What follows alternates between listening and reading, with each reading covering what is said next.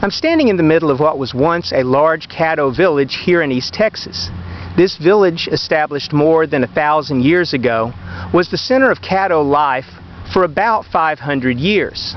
And it was a major connection in the trade network that Caddos further to the east had with other tribes to the west.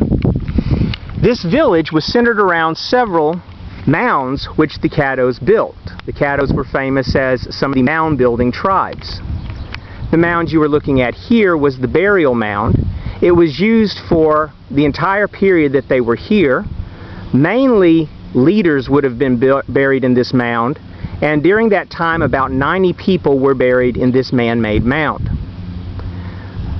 Further over here, directly in front of you, is another mound which was pretty much the center of the village. This would have been the area where the political leaders would have lived and where ceremonies of a civic type might have taken place.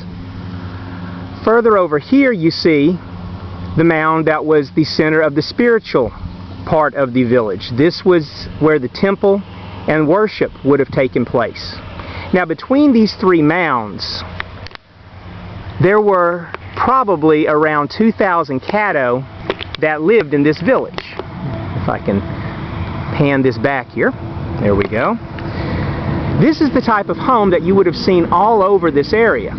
The Caddo built homes made out of grass. It took about a single day to build one of these homes. The entire village would get together to build it for a family.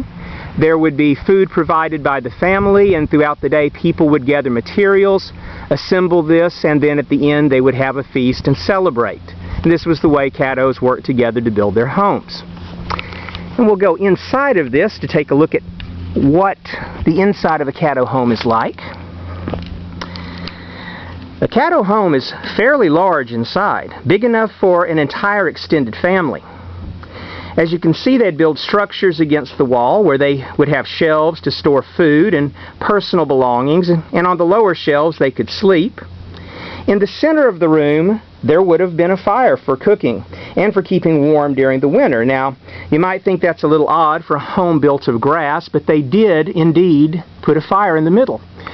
And you notice on the top there is no large opening. Now, the Wichita that lived further to the west, their homes, which are also made of grass, typically seem to have had a chimney-like opening at the top to allow smoke to go out. But for the Caddo, they simply enclosed it and allowed the smoke to filter out through the dried grass. And so this is what a home would have been like for the Caddo people.